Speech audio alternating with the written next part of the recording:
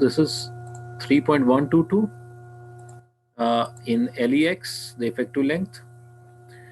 Now, and it could also be or 3.3 meter. Now, the lesser one is 3.122 meter, which is the lesser one. Why it could be 3.3? That's the center to center distance. So similarly, LEY along the shorter direction is LY plus 0.122, and that comes out to be 5.122 meter, or it's 5.3 meter. So you're taking the lesser one, 5.122 meter. This is the lesser one. Now you would say, why didn't we take it while we were calculating this effective length as per this?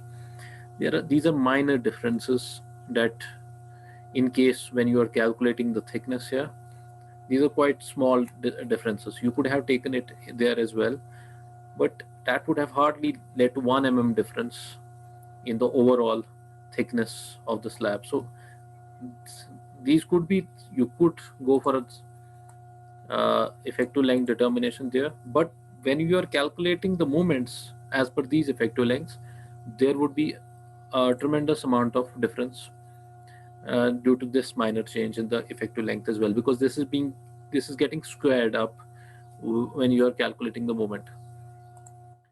So these are the effective lengths. Now I could also go for determination of R factor. I'll tell you what this is. What is R factor? This is an aspect ratio actually. That is 5 by 3.122. But it's known by some other value as well, and why it's applicable. This value is 1.64 is the R value. So for now you will understand there is an R value, which is the ratio, which is actually an aspect ratio of the effective lengths. So step number 3, we're calculating the loads or the loadings on the slab, and what are the various loadings that are acting on this slab. First of all, you have 3 kilonewton per meter square of lie load, then dead load is 2 kilonewton per meter square, and you have a self weight. So first, lie load is 3, dead load is 2,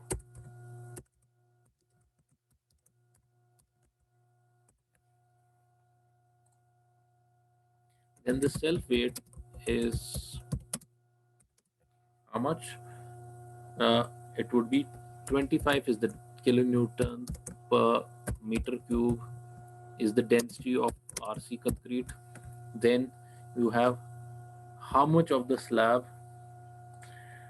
Yes, you could just take 3 by 5 meter excluding the support span, but you can take the whole of the slab as well. Why do we usually we exclude this portion in the self weight? Why? Because it's just resting on the support, and you can take it along with the support. But some others tend to take, if they want to be on the conservative side, not on the economical side, they tend to take even that portion. So there is no problem if you take the whole, but what it does, it's actually casted along with the because there could be the reinforcement going through here, but not here in this case, because there is a wall here underneath it. If it was a beam, then it could be casted as a one single unit. So slab portion of the supports could be left apart. Right now I'll be taking the whole because there is a wall underneath it. So 3 by 3 into 5 by 3. Now you can take both. In the last question, when I was doing one-way slab, we took just probably only the clear span. So you can take both things along with the support or without the support. It will just give you, if you take without the support, it will give you an economical design. That's all. So 3.3, 5.3, and the depth, which is 0.16 meter.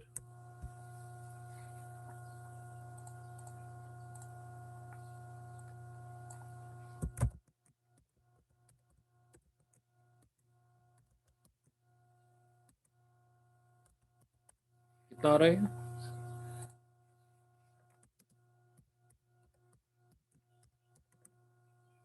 This much.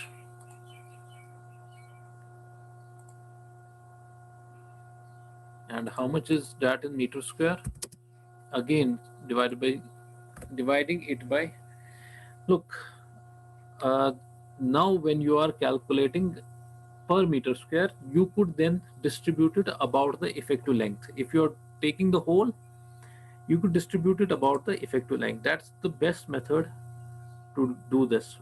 What's done, पहले हमने इस पूरे slab का this plus this, we calculated the load of the total. Then what we are doing is that we are actually analyzing the slab about the center of the support. The analysis of the slab is actually happening about the center of the support. So the effective load will be distributed only over the, if you are doing this method, when you are taking the whole of the slab, then the effective load should be taken about the center of the slab. So that would be 3 point, is it 3.3 or 3.6 upper? This one. It's 0.3 on this side and 0.3 on this side. It's 3.6. ये total slab का ले रहा हूँ मैं. This is 3.6 and this is 5.6.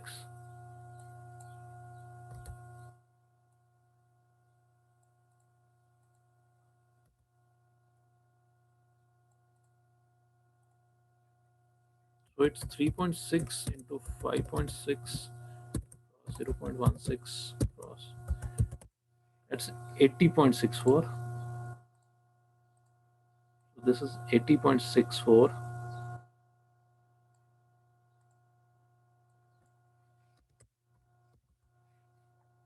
Then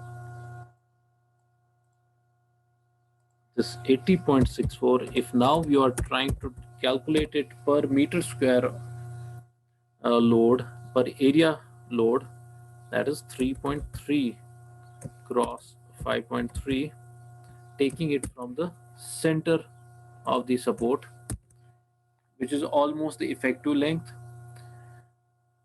Now some would suggest that you take this as the effective length, 3.122, 5.122, and distribute it over that. So there are various ways of doing it. You need not get confused on this matter, and it makes somewhat, there is a difference, but not a major difference. And different codes follow different principles on this matter.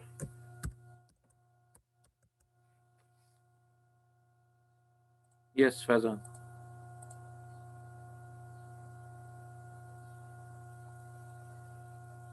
Sir हम करते हैं ना slab design for 1 square metre area. हाँ. Sir फिर आपने क्यों लिया self weight पूरी स्लैब का? क्योंकि ये तो हमें डिजाइन करना है पहले. इसको डिजाइन करना है? तो सर हम स्लैब को डिजाइन करते हैं for 1 square metre of area. हाँ. जैसे हमने लास्ट क्वेश्चन में किया था. राइट. तो आपने पहले यहाँ पे सेल्फ वेट ऑफ स्लैब लिया पूरी स्लैब का, जहाँ पे हमने 3.6 और 5.6 से मल्टीपल किया. Already fixed the dimensions of the slab as of now, haven't we? हमने dimensions fix कर दिए स्लैब के. जी सर, लेकिन फिर इसमें रीइंफोर्समेंट भी आएगा ना, फिर तो उसका भी जोड़ना पड़ेगा. This is all based on assumption when you are taking self weight 25 kilonewton per meter cube. That's for RCC. Plain concrete के लिए हम 24 लेते हैं. But these are just assumed values. It could vary based on uh, the amount of the steel that you are using. But this is almost an approximate method of determining the self weight. Now there are even more methods to determine the self weight. I don't want to go into those. Some go with कि आप जितना dead load है उसका you put 150% of that and get the self weight. There are certain methods like that. Uh, but you need to put the self weight. हमने last time भी किया. We got in the one way slab, we got 5 kilonewton per meter square, the self weight. And do you know this 80.64 is the total weight of this whole slab. ये इस पूरे slab का along with जो supports के ऊपर slab है, even including that. Right now the slab is bearing uh, uh, all about the supports. So if there is a center line here about which we can get the effective length of the slab, so we could say that we're analyzing the slab only about the portion over which it could truly bear. It almost bears up till the central line of the support. What is bearing of the slab on the this wall? It's somewhat like this. It's bearing on the wall like this. So this is 300 mm.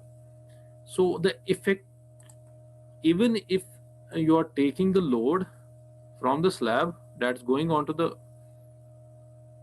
this its self weight, it would be bearing only up till the maximum, which is the half of the wall. What does this mean? This means it does not, because it simply supported the rest of the portion. This much portion of the slab is not truly bearing. It could just go up. This much portion could slightly go up, somewhat like this. So we say that only half of the slab is bearing over it. That's why I am trying to calculate it only over the self weight only over the half of the supports. So this is the best principle that you can use. Now others do, वो क्या करते हैं, जो हमने यहाँ पर effective length निकाली, they say only up till that portion. So that effective length portion is even lesser. That's somewhere here, 3.122. So only this much portion truly bears, but it's not always true. Only that much portion will truly bear in calculation of the loads. So thereby, uh, now your self weight is 4.61. The total factored load would be 1.5 cross, this is 3 plus 2 plus 4.61. This is the total factored load. So that would be 5 plus 4.61 into 1.5, 14.415.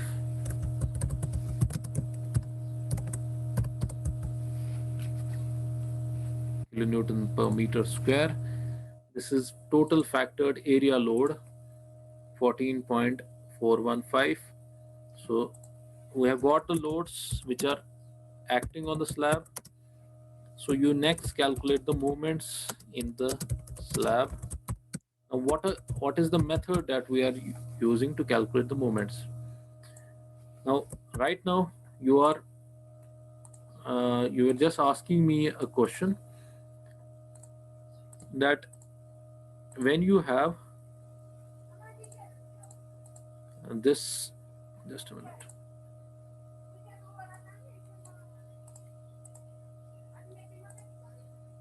just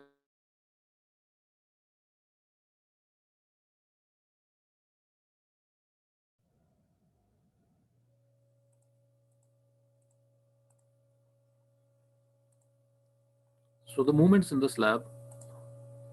Next, how do you calculate it? First, about your question, how are you calculating the load in the slab? You're taking actually, if you take 1 meter square cross 1 meter square, uh, often these are actually 1 meter strips like we did the last time. This is 1 meter and this is 1 meter. The load over this portion, any portion here, for example, this is 1 cross 1 meter. How much is the load over this? 14.415 kilonewton over this 1 meter square.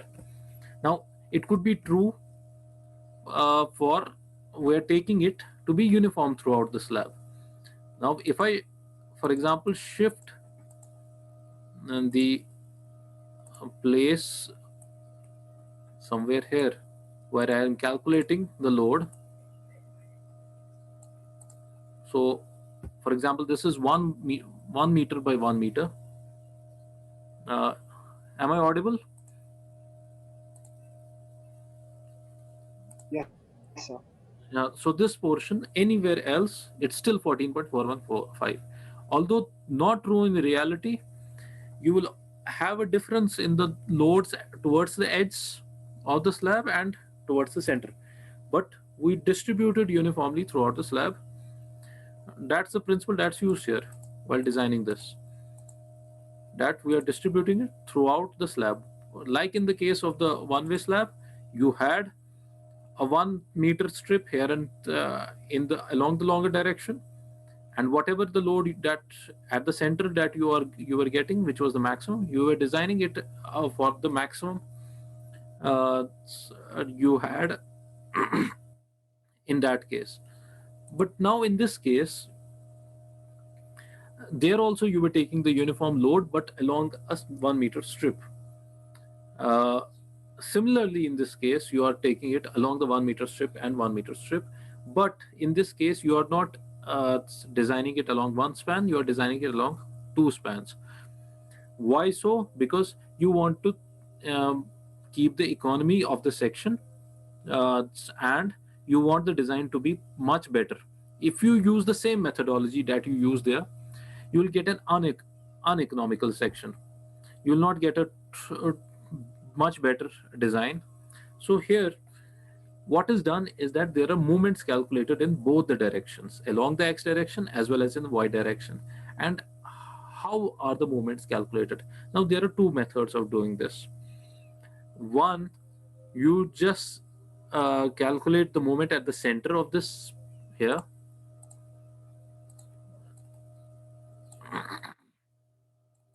Calculate the moment at the center here at this point along the x direction, and similarly you are calculating movement about y direction. So you would get somewhat like this along y direction.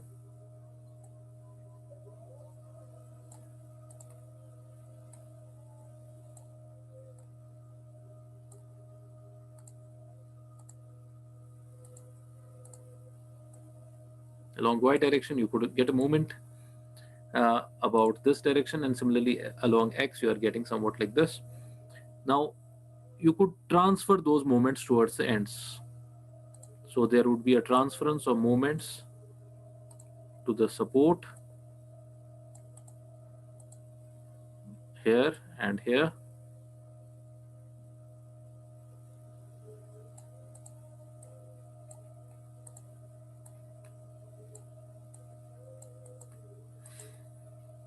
So this would be one movement and this would be another. In now these movements would be about the y-axis, about x-axis. These are the movements. Similarly, you could have movements about the y-axis in here. Thereby, what do you do in this method? whatever is the maximum moment at the center, you transfer it towards the end. But this is not an effective design if you do this, because you will be designing for the maximum moment always. If you check the beams, जब हमने beams design किया, if the ends were simply supported, the maximum moment is always at the center and the minimum is towards the ends. Or even if it's fixed, the end moment will still be less than what is the hogging moment at the end will still be less than what is at the center. So we design it separately. A particular portion of the beam we design it separately, uh, providing the reinforcement. I did not discuss about the curtailment of the reinforcement in the beams. You should go for because that was not in your course right now, but you could go to for the curtailment of the bars. uh, Once a particular threshold, the counterflexure point is crossed, there is a counterflexure point. Once that is crossed, you can reduce the number of bars that are moving in the beam. For example, you had 3 bars, you can reduce it to 2 bars. Um, and similarly, if you had 5, you can reduce it to 3. So you can reduce up till somewhat more than 50%. That's curtailment of the bars after the counterflexure point has been achieved, where the shear forces and this in where the bending moments are actually shifting the axes. Here in this case, it's not shifting the axis; it's in the same plane. But it's always true that around zero point 0.3 meter, zero point 0.3 of the L from each of the ends, the counterflexure point almost always comes. So you can curtail the bars even in the beams. Similarly, you can do that in the slabs, and in slab, it's much more required to curtail the bars. Why? Because towards the end, you are taking a lot of reinforcement in the slab, and you do not. Beams में तो चल जाएगा, 3 bars है, अब उनमें से आप 2 metre खा लोगे तो उतना ज़्यादा फर्क नहीं पड़ेगा, लेकिन स्लैब में आपके 20 बार्स है, 30 बार्स है, एंड वो एडअप होके 20-30 मीटर बन जाता है. So that's quite a large. So curtailment of bars is required in the slab, and that's why we need to actually calculate the end moment in the slab as well as the maximum moment at the center, so that we can effectively design this. Now for that, uh, you have one of the methods is uh, for calculating the moments is the Rankine Grosh. I think this is a spelling method.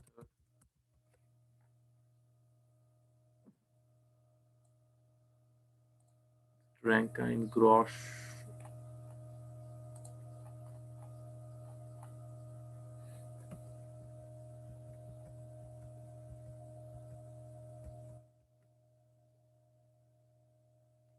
Grashoff.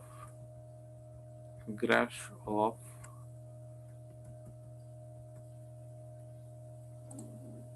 This is GRA Grashoff method.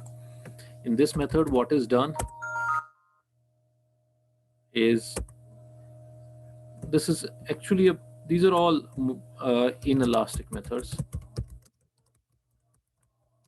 This is actually based on yield line theory, and this is also a moment coefficient method. Even the moment coefficient method, which is based on Marcus corrections to the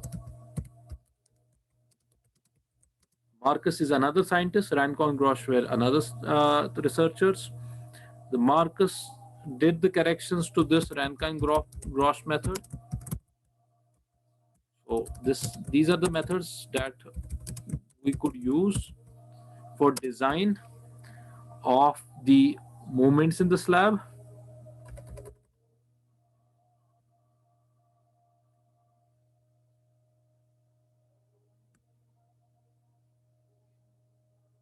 So yield line theory, the Marcus correction to the Rankine-Grosh method are they are applied to the Rankine-Grosh method and they are implemented in IS 456 code as well. Now, what does IS 456 code say? We'll directly go to IS 456 code to know what is the impact of.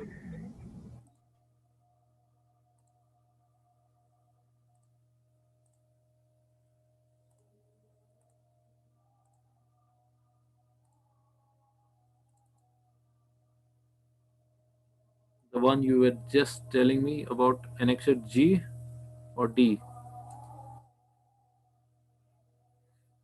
So this is the slab spanning in two directions. When the corners of a slab are prevented from lifting, the slab may be designed as specified in D1.1 and D1.1.11. So this is when the corners of the slab are not allowed to lift. Uplifting of the slab is not allowed. So for that, what do you need to do? You need to provide the torsional restraints. And for providing the torsional restraint, you need to provide the corner reinforcement for the slab. So we'll be designing for that purpose when the corners are restrained from lifting up.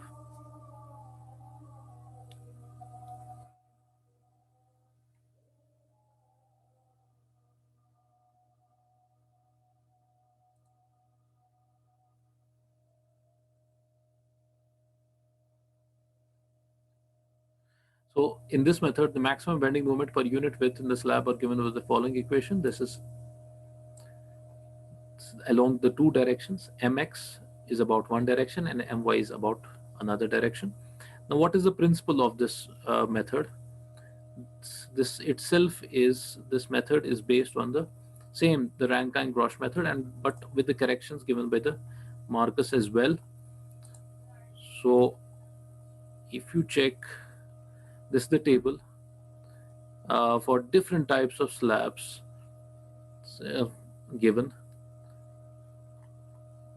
which is based on four sides with provisions for torsion at the corners, thereby the ends of this not the corners of this not being lifted up, so there develops a torsion. The torsional restraint develops at the corners once they are not allowed to lift up. So these are the various types of slabs that could be possible. So when you have a simply supported slab spanning in two directions at right angles, you would say I can use this formulation here simply. Now, even in our case, we have a simply supported slab without the corner being allowed to lift up. Now, which one should I take in this case? D2.1 is for that. So that's based on simply supported slab. In our case, our question is there is no provision to resist the torsion at the corners, but you can still provide the torsion at the corners. It's not given to you in the question because we want to understand uh, how things are. That's why I'm modifying it. It's a simply supported slab, but with this it's a simply supported slab with the corners not being allowed to lift up, so there is a restraint there. So what do you do in that case? Now, first of all, let me check. There are negative moments as well as positive moments. So for a simply supported slab, there are no negative moments at the edge. So you do not take those. Now, from where does this method come from? I'll just go with a brief of, first of all, where does this method come from? It's based on this simple assumption that I showed you just now. There is a deflection in this slab in the two directions, and this is the deflection. There would be a deflection about this end, somewhat like this, and similarly there will be deflection about this end, this edge. At the center, the deflection would be not about the edge, about the axis. It would be the deflection about this axis would be somewhat like this. Now, whatever is the deflection here at this point, this one, the same would be the deflection at this point. So the deflections actually match. Now, the deflection would be dictated by the shorter direction, but based on the deflection, you actually know the amount of loading that acts on the section, and that is from this formulation that you have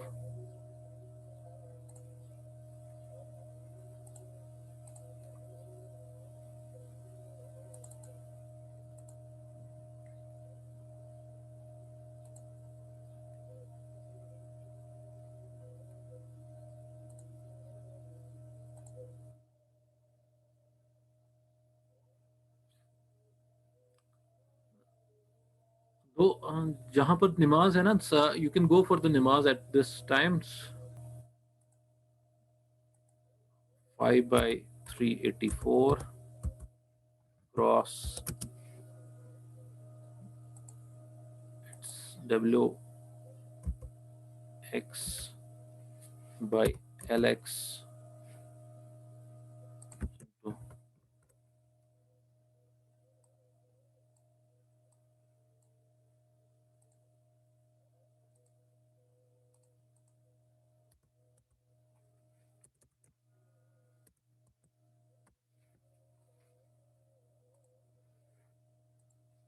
by EI. So you already know this. For a simply supported condition, would have a deflection somewhat like this, 5 by 384 into this WLX. So this actually comes from, you must have studied the slope deflection method and you must have resolved it there, or even in the rotation method, you must have studied this, and you must have got the delta about one of the axes. Similarly, you can get the delta about the other axis, but both deltas will be similar because the maximum deflection about both axes will be the same. This would be WY LY raised power 4.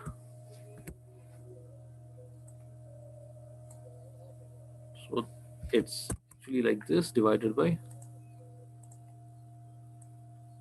EI.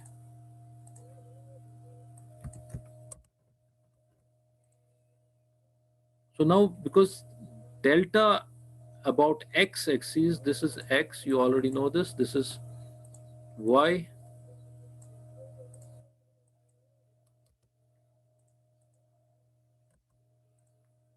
so you would have WXLX raised power 4 would be equal to WY and this. So in at the same time, you also have the total load would be WX plus WY.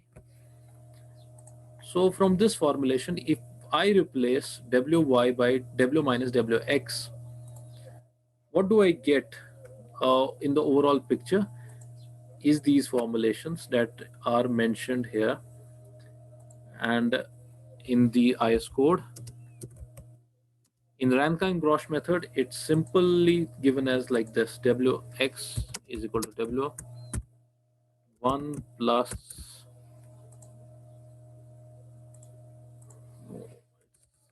R4, R raised power 4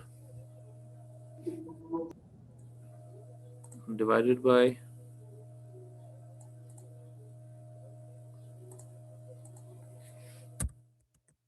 one plus R raised power 4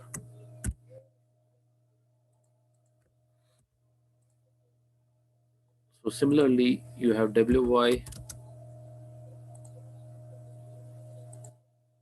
equal to w. Again, it's this, it's similar. So thereby you have, what is r? R we already calculated, that was ly by lx. This all is simplified in IS 456. This is same as like here.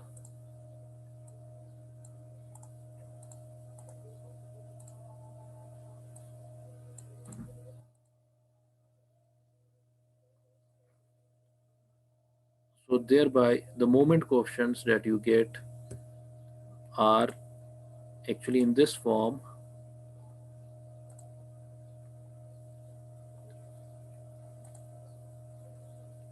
What is the maximum moment?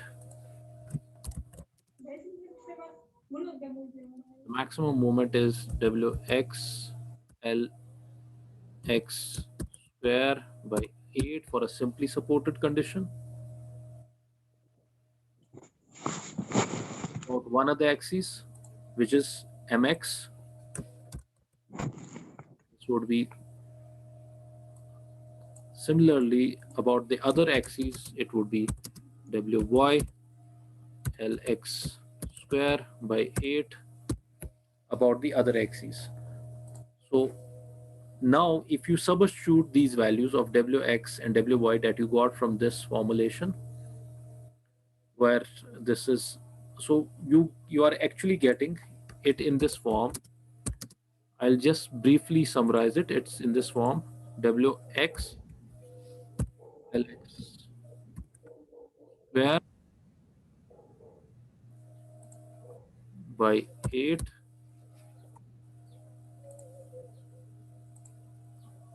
which is in terms of alpha x. Then you can write it's alpha x, जो आपको code में alpha value दिया हुआ है, into w. Now in terms of the total load lx